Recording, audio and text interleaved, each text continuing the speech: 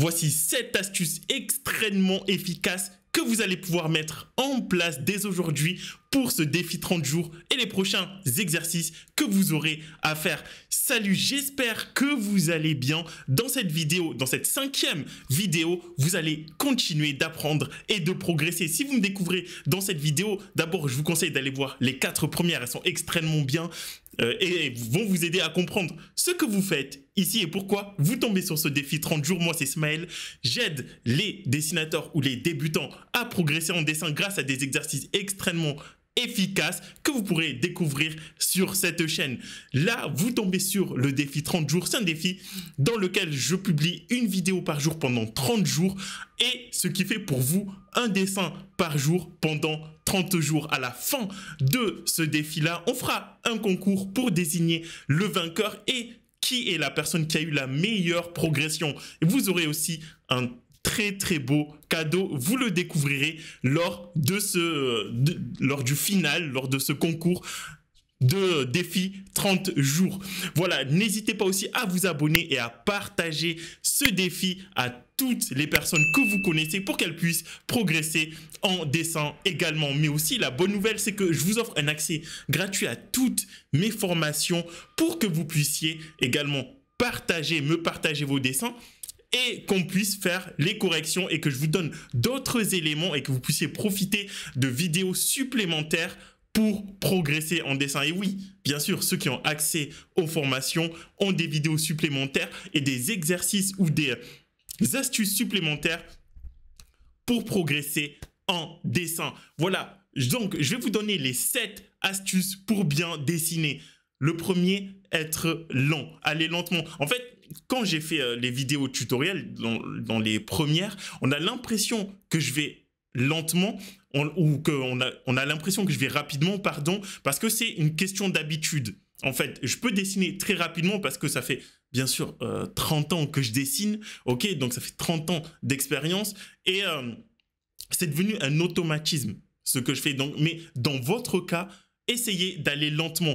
Plus vous allez lentement, plus vous allez rapidement. Ça peut paraître paradoxal, mais si vous essayez d'aller rapidement, vous allez enchaîner les erreurs et vous serez obligé de gommer pour ensuite recommencer. Donc, allez lentement. Deuxième, l'observation. Pour aller lentement, il va falloir que vous observiez, que vous passez du temps à observer. C'est comme ça que vous allez lentement observer le sens d'orientation, les proportions, les volumes, d'accord? Et avant de poser le crayon, vous observez, vous posez le crayon, vous allez lentement et plus vous allez lentement, moins vous utilisez la gomme, plus vous allez rapidement. Voilà. Troisième, savoir ce que vous faites à l'avance. Donc, au moment où vous posez le crayon, vous savez dans quelle direction vous allez poser le trait, vous savez quel est le volume que vous êtes en train de placer, ok? Et quelles seront vos prochaines étapes. Voilà. Quatrième, observez d'autres personnes dessiner.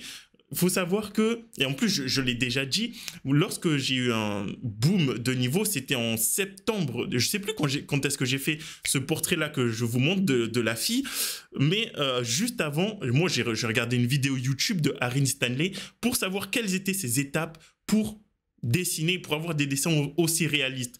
Donc, je passe énormément de temps aussi, ou j'ai passé énormément de temps à observer d'autres personnes dessiner. Et je me suis inspiré forcément de sa technique pour améliorer mes propres dessins. Donc, observez d'autres personnes dessiner pour savoir comment ils font, quelles sont leurs étapes et inspirez-en vous pour vos dessins. Cinquième, varier les styles. Donc, ça permet de gagner en expérience. Sixième, faire toujours plus dur, partir d'un cube, ensuite dessiner une chaussure, ensuite dessiner une arme. Ce sont les exemples que je vous ai montrés dans les vidéos précédentes. Et augmenter à chaque fois, faites toujours de plus en plus dur. Ça vous permettra de progresser, de comprendre différents aspects ou d'autres aspects du dessin ou de la construction de ce que vous êtes en train de dessiner. Ça vous permettra d'évoluer et de progresser. Et le septième, bien sûr, partagez vos créations. C'est pour ça que vous avez un accès gratuit à toutes mes formations pendant 5 jours. Vous pouvez me partager vos dessins. Vous aurez aussi des vidéos supplémentaires pour les personnes qui ont accès à toutes mes formations.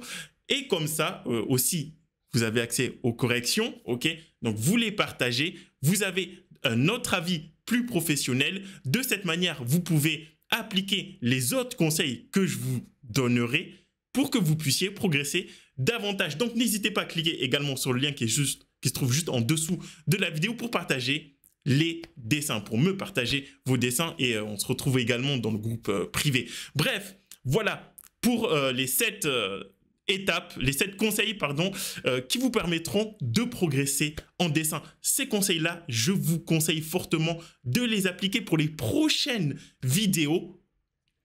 En attendant, moi, je vous retrouverai demain pour la prochaine et pour les prochains exercices. Passez une excellente soirée, dessinez bien, faites de votre mieux, appliquez les exercices très rapidement, d'accord, entre 5 et 15 minutes par jour, et vous verrez qu'à la fin de ce défi, vous aurez énormément progressé. On se retrouvera pour le défi, et de l'autre côté, bien sûr, pour ceux qui ont accès aux formations, pour vous corriger et avoir le contenu supplémentaire. Excellente journée à vous. Ciao!